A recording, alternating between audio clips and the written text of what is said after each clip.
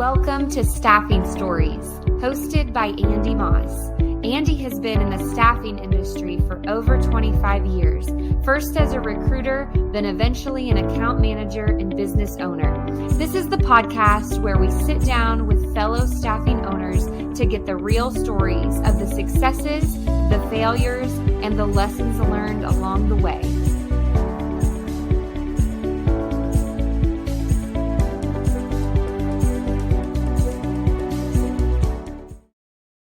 Hey, I'm your host, Andy Moss with Staffing Stories. I'd like to wish everybody a Merry Christmas. And we are wrapping up the year. And in baseball, you know, the game is only completed until you bring the closer in. So today I'm bringing in our closer, Mr. Tom Erb from Tallann Resources. I need that fastball, Tom. So I'm glad you're my closer. Well, good. Glad I'm glad here. to have you. Thanks for having me. Can you just introduce yourself to the ones that may be hiding under a rock that have never heard your name before in the staffing community? Sure. Yeah, I'm Tom Erb.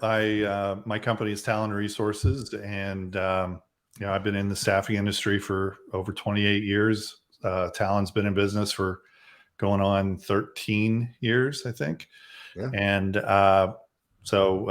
just staffing's been my whole career. It's what I've done and what I continue to do. So I work with a lot of staffing companies across the country with doing consulting and training, and do a lot of speaking and writing and all sorts of stuff. So, well, Tom will never, he'll never brag about himself. So I'm going to brag for you. You know, one of the true, I guess, friends in our industry that thinks of everybody before himself, and he gives you wealth of knowledge, doesn't charge you a dime for that upfront, and just really tries to help you drive your business. And that's what you did for me. And I know 10 years ago, I was struggling with Enforce a little bit, and new business owner, kind of like, where do I go? And someone introduced me, or I met you at an ASA conference, and I was like, man, and you basically try to help my business right there on the spot. And I really appreciate that. And that's something that I'll always remember. And I think that's what you're known for. So I appreciate that. Thanks. I won't brag about myself. I just come on these shows to see if people will do it for me. Well, those that, with this, I want someone to know you, where you are before you did what you did, and why you got into this crazy, staffing community. Yeah. Well, it was all very intentional. I went to school specifically for staffing. It was all very laid out. Yeah. It always is. Exactly. They gave you a book to go by it as well, I'm sure. That's right. Yes. Yeah. I was all prepared. So I went to college and went to business school, and then we were facing a recession at the time when I was graduating. So I decided to stay and get my MBA, and I was fortunate enough to get a graduate assistantship there. And always thought I kind of wanted to go into HR. I didn't really know. I didn't really even know what HR was, but it sounded like, well, I was dealing with people, and that sounded like fun. So applied to some HR jobs, applied to some staffing jobs as well. And I helped a friend of mine. I went to West Virginia University, and helped a friend of mine who got a job with Honda in Columbus, Ohio. Helped him move, and got a Columbus dispatch and applied to the job via the classified ads, which if you're under 35 years old, you have no idea what I'm talking about. Do they still do that? Yeah, not much. And applied, and I ended up getting the job, and I started out as an interviewer, and literally was just doing interviews all day, and then very quickly started getting into recruiting and doing all that, and the rest is history. So you've always been a recruiter at heart, and, you come at things from, the recruiting side, but the sales and the function that I look back and where you stuck out with me is that sales process, sales setup. Walk me through a little bit of just your core principles around that and why that's so important for all of our listeners. Yeah. And first of all, I would just correct you a little bit. I've always been a salesperson at heart. Yeah. I think more than a recruiter. I I enjoy the recruiting. It's, it's obviously a big part of what I've done and continue to do and help companies with, but sales has always been my favorite part. I felt like when I moved into a sales role after a few years in my career, that was really, that I kind of found my calling there, and went on to do local sales, large account sales. Then I became a sales director, and you just have always leaned towards that. That's always been my favorite part. Nothing happens till there's a sale, right? Absolutely. And I also say, if I'm going to throw out a bunch of cliches, recruiting troubles are often a sign of sales issues too. So sales is just really critical for every part of the business. But as far as the process, I'm a big believer in having structure. And the reason is because I am your typical shiny object. Look, there's a squirrel sales personality. I am easily distracted, as most people are, and particularly salespeople. I am by nature not structured at all. And so I, over the years, have found that I had to create structure for myself and for managing others and helping others. And so over the course of time, our sales process really took shape. And it started out just that, hey, you know what? We're doing all these types of activities, but we're doing them all as these random, disconnected things. Mm-hmm. And it's kind of like the shotgun approach. And so, well, let's put those together and let's have them build off of each other. Let's have good messaging that resonates with at least some prospects. We don't need all prospects. And then let's hit them a certain number of times so that we don't just move on and they don't forget about us. And so we created the Tallann Sales Process, which I talk about in my book, and we continue to utilize. And it's 12 touches, 10 weeks. Yep. We've modified it. We've customized it. You've used it for your own organization. It's evolved over time as technology has evolved and as people, COVID has impacted it and all those things. But it still works better than the shotgun approach. Yeah. And there's just a lot of benefits to it. It keeps us on track. It keeps us on good messaging. It ensures that we have a better chance of success because most sales reps just give up too quick. They reach out to somebody 2, 3, 4 times max, and then they go, oh, well, they must not need us, so they move on. Well, that's not the case. We actually know that in the 12 touch process, that around week 7 or 8 is when we get the most traction on average. And that's complicated. It's just do it. That's the big thing that you were telling me. Just like you just have to stick to the plan. And if you're an agency out there, and this is common with a lot of staffing companies that I see, I don't care if you're large or small, it's amazing how many of the sales just shotgun it. And they don't really have, when you ask them, what is your process? Yeah. And they better be spitting out something like what you're talking about, but it's not like, well, I'll just call people. That's not a process. Well, and it's also for those of you that are managers and owners and leaders, it's not fair to your team. I can't even begin to imagine how many really good salespeople failed because we just sent them out there and say, just, figure it out, right? Here's your gross profit number you have to hit. You figure out how to get there, or some version of that. So it just it works. It's not rocket science. It's not. We're not reinventing the wheel. It's really about doing the same things that people do, which is send emails, make phone calls, and do appointments. We've even incorporated in-person cold calling into it for some of our clients that want to really focus on in-person cold calling. So. We send a letter out too, and people say, I'm old, and why would you do that? I don't read letters. Well, you go where your competition isn't, right? Yep. So your competition isn't sending letters out.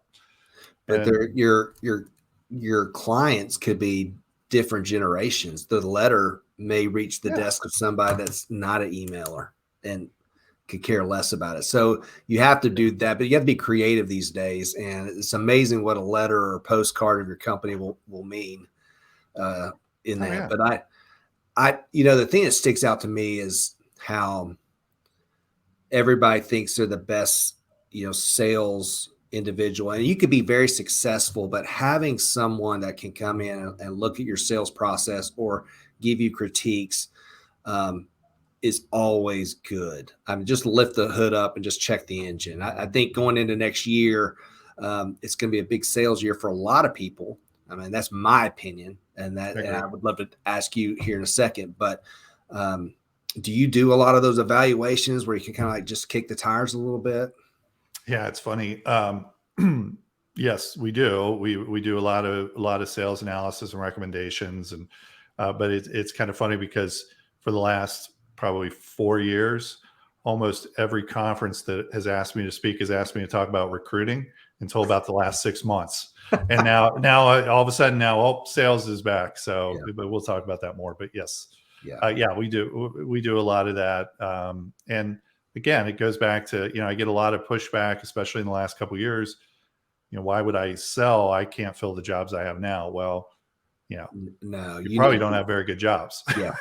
Well, and I tell us, right now everybody's looking for help. Right now is a time where you get in front of customers you haven't been able to get in front of for years, and you won't get in front of them a year from now. So, you never stop selling, and you don't promise what you used to promise. No, 5-10 years ago, you would say, "Yeah, we can fill your jobs. Yeah, we'll have you people tomorrow," or "Yeah, we'll have your resumes in 24 hours."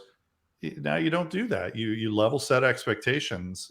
Even though it's harder to fill jobs than ever before, and staffing companies are struggling all the time to fill jobs, our industry approval rate, according to Net Promoter Score, is the highest it's ever been. Yeah. So these companies understand that it's hard. It's about communicating well with them, setting realistic expectations, all of those things. So you can go out and get, I agree with you. It's a great time to build relationships, even if maybe you can't fill a lot of their jobs right now. So let's talk about 2023. If we all had a crystal ball, just kind of like what I said, my vision of 2023 may be a little different than others, but what does your crystal ball tell you? So, I get this, obviously I get it a lot. It's on everybody's minds. We've got high inflation. Everybody knows that. High inflation typically results in a downturn. And so what we're seeing is a lot of people, both staffing companies, but also their clients, are pumping the brakes because they're anticipating that's going to come. So we're in this self-fulfilling stage right now, which is, I think it's going to slow down, so I'm going to slow down. Yeah. And, but we're not seeing things that are backing that up. We're seeing jobless claims drop. We're seeing open jobs continue at the same pace. We're seeing, there's a little bit of slowdown, but what I think really is going to happen is 2023 is going to come out and people are going to say, you know what? It hasn't happened yet. Let's go. We got a new budget. We're going to we still have needs. We're going to keep moving forward. If inflation continues to go on, then, and I'm not an economist, but if it continues to go on, we'll continue to have issues. But you got to think about it. We're still at 10.5 million open jobs across the U.S. Oh yeah. You got 3.5 million baby boomers retiring every year. Yeah. You don't have people coming into the workforce to make up for that. We're going to continue to have this talent shortage that's only going to get worse. So even if we do go through a pretty significant downturn, we go from 10.5 to 5 million open jobs. What that actually does, it'll soften the talent pool a little bit. And I think it actually can result in a big year for us, because right now we've got all these jobs that we can't fill. We got talent that we're struggling to get.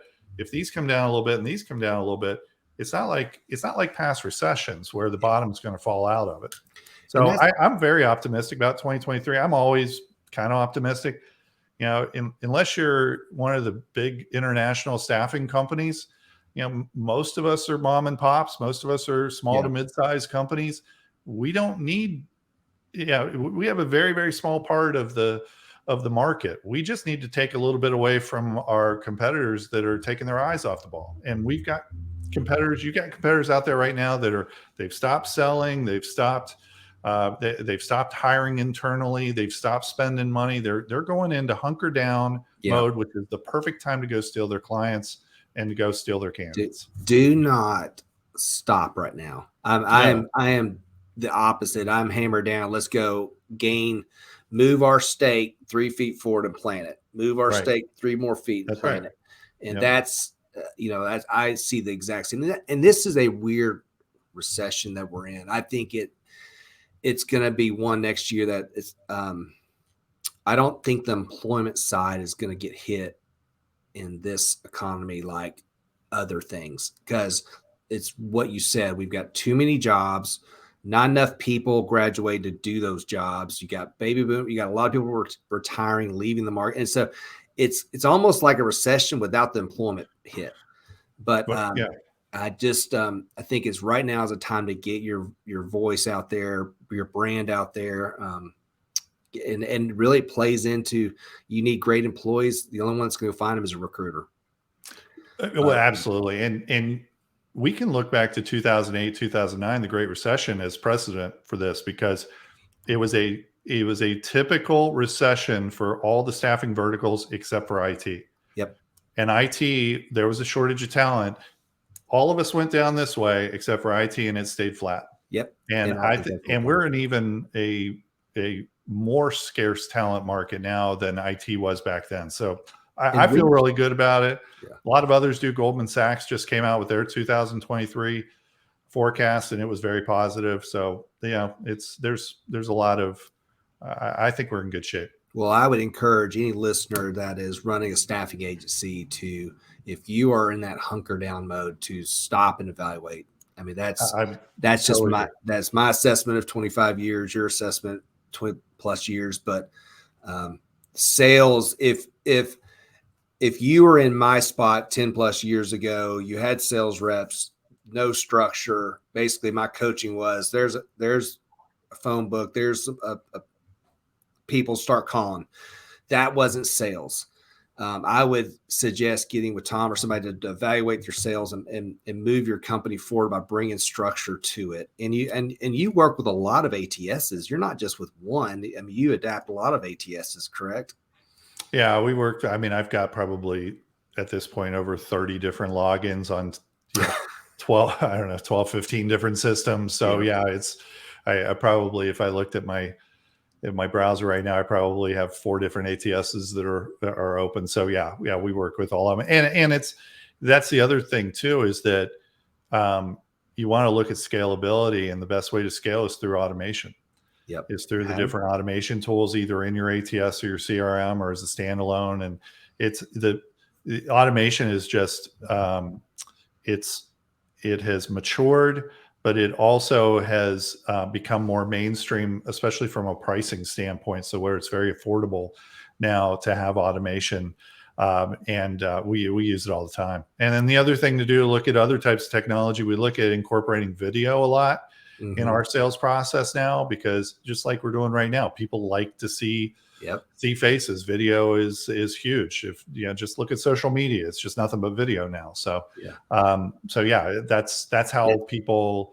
That's how you catch people's attention. There's lots of different ways to do it. That's why it's funny that you mentioned video. Even with 3D IQ, we can embed video now into our links.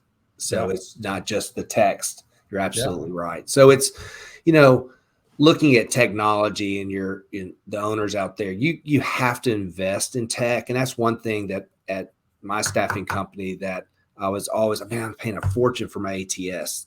Yeah. It's great. I mean, it's an investment, but all these automations and features aren't free, but you can invest in a tech stack that is going to make you money. Right. And the ROIs and every one of those little steps you add should bring money to the bottom line. Yeah. And, when you look at your ATS, you got to look at it, and they're expensive. Yeah. There's lots of different options out there. You can go the budget route, but it is the heart of your system. If ATSs are either working for you or working against you. And even the same ATS can be working for you or against you, depending on how you're using it. So, the one thing is to pick the right ATSs that have that scalability, but then use it. And don't just use it as this black hole that you're basically processing payroll from, that you do it to, just to have a database. It needs to be able to work for you. There's a lot of the technology matured over COVID, quite frankly. And you got a lot more user adoption during staffing because of COVID. But also a lot of the technology that was kind of in beta, including you guys, you guys were early on. It's really matured, and it's really it does what it says it's going to do. And so, but the problem is that a lot of people, they get the technology and they make a couple of mistakes. One, they don't ever really learn it. Two, they don't integrate it into their processes. It's like, oh, we're still going to do the same recruiting stuff over here. By the way, we got this system over here. By the way, it's kind of on its side. So over the next few years, I think the staffing industry needs to really evolve and take a look and go, this traditional fulfillment model, it just doesn't work anymore. If I keep trying to do this traditional fulfillment model, but then I got all this technology that's over here and on top of here and over here, I'm not benefiting from it at all. And then it does just become a cost. It's just another cost. Well, finding it and seeing it, put your hands on it. We use Bullhorn. We've been very happy with Bullhorn. Bullhorn has that marketplace where you could go and just shop for different, add-on features, kind of the Salesforce model, which, some people love, some people hate, but man, all in one spot to be able to go and try different things. And all this tech, they'll work through, but you have to be willing to change your own internal process in the staffing industry to adapt to the future. So if you're stuck at $5 million, you're stuck at 10, add some of these tech and you'll go from 10 to 20. I mean, it's just, you have to be willing to make a change and not keep doing the same old way, the same things you've done for years. I would encourage people to adopt some tech and try something new. No, I agree. I totally agree. And that's at this point right now, if you're not looking at different tech options beyond your ATS, the ATS is core and is an absolute must-have. If you're not looking at these other things like stuff like you guys do with 3D IQ, but also, candidate engagement, workflow automation, all these different areas, you are every day falling behind the industry. Yes. Because I can see it every day, all day with my clients. But the other piece to it too is that it doesn't stop with implementation. What I find is that a huge mistake, we think that, okay, I'm going to switch to this new ATS or I'm going to switch to this new technology and they're going to train me on it. It doesn't stop there. Because first of all, when you are going through migrating from one system to another or learning a new technology, you're drinking from a fire hose when you're getting trained in the beginning. You need to have that reinforced and going back, and then just pick little things, little parts. Let's not try and train you for an hour. Let's train you for 5 minutes on how to do this one thing in the system and make it part of training for the entire organization. And then also, you need to really focus on user adoption and change management and keep looking and going, are people doing the things that they're supposed to be doing? And don't let people go, oh, my workaround works better than the system. And oh yeah, I know it's easier for me to send an email outside of the system than it is in the system. No, put it in the system, and because these systems are made to be more efficient.